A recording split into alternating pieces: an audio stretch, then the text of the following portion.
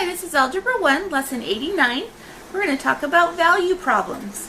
We're starting on page 371. We've been solving value problems that relate to the number of coins. In this lesson, we will be doing similar problems, but not dealing with coins. We're going to be setting them up the same way, though. So as you read the word problems, look for values that are equal to each other. Instead of using x and y, we're going to use variables that represent what they stand for.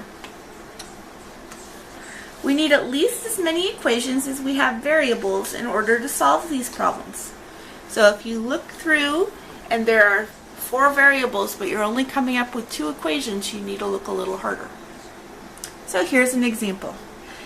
Airline fares for flights from Tifton to Adele are $30 for first class and $25 for tourist class. Obviously, this problem was written about 50 years ago. If a flight has 52 passengers who paid a total of $1,360, how many first class passengers were on the trip? So we're going to start by looking for statements of equality. We have 52 passengers.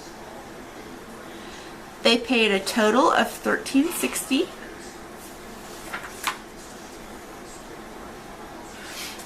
The first class tickets are $30 and the tourist class tickets are $25.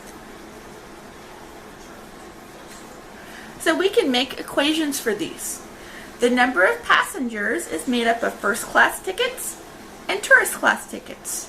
So we can say that the number of first class tickets plus the number of tourist class tickets equals 52. Okay? The tickets cost a total of $1,360. The first class tickets are $30 and the tourist class tickets are $25. Just like the coin problems, we can multiply the cost of one ticket times the number of tickets to get the value. So the value of the number of first class tickets that were sold is going to be $30 times the number of tickets. And the value of the number of tourist tickets that were sold is going to be 25 times the number of tourist tickets. And we know the total of this is $1,360. Okay? So we have 2 variables and we have 2 equations. Now we can use substitution to solve for the number of first class tickets and the number of tourist class tickets. We're going to use substitution in this case, so let's solve this equation for the number of first class tickets. So the number of first class tickets plus the number of tourist class tickets equals 52. We subtract the number of tourist tickets from both sides, then we know that the number of first class tickets equals 52 minus the number of tourist tickets. Okay? Now we can substitute this for the number of first class tickets up here. And then we can solve for the number of tourist class tickets. So we have 30 times 52 minus the number of tourist class tickets plus 25 times the number of tourist class tickets equals 1,360. We can multiply this through. This is 1,560 minus 30 NT plus 25 NT equals 1,360. Okay. We can subtract 1,560 from both sides to get all of the numbers on one side. And we can put these together and simplify our tickets. So we have -5 tourist class tickets equals -200. Divide by -5. And the number of tourist class tickets equals 40. If the number of tourist class tickets equals 40,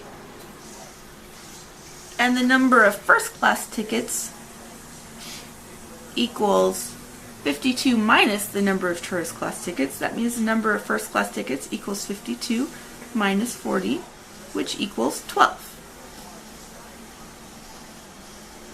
So there were 12 first class tickets sold. Okay, let's try another one. Oh, sorry. This would be tickets. Don't forget to put your units down. Wataksha's dress shop sold less expensive dresses for $20 each and more expensive dresses for $55 each. The shop took in $1,375 and sold 20 more of the less expensive dresses than the more expensive dresses. How many of each kind did they sell? Okay, so let's start by looking for equations of equality. We have less expensive dresses for $20. We have more expensive dresses for $45. The shop took in $13.75 and they sold 20 more of the less expensive dresses than the more expensive dresses. So those are the statements we're going to use to build our equations. Okay, so we know that they sold 20 more less expensive dresses than the more expensive dresses. So we can say the less expensive dresses minus 20 equals the more expensive dresses, or we can say that the less expensive dresses equal the more expensive dresses plus 20. Either way would be correct.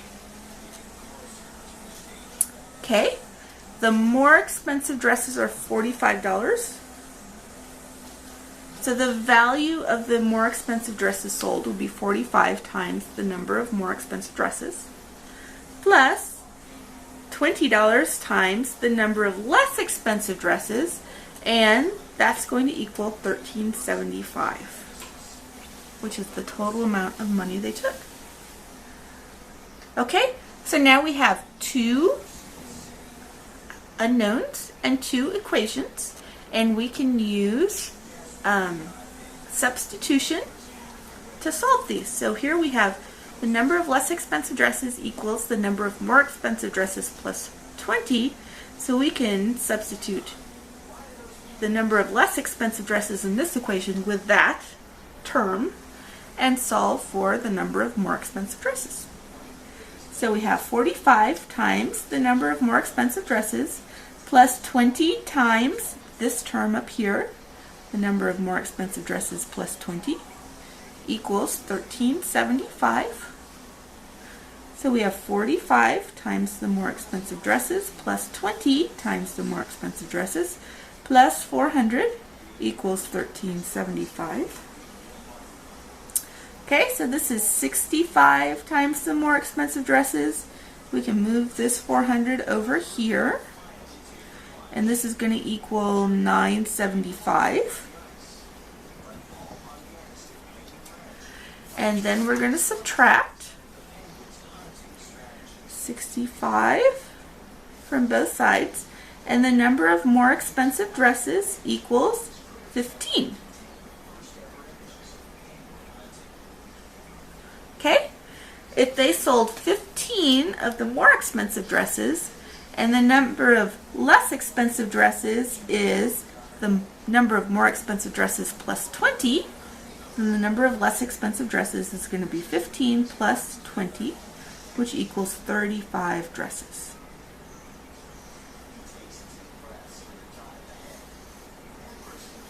And those would be your answers. Okay? That's it for that lesson. Try your practice problems. Let me know if you have any questions. Thank you.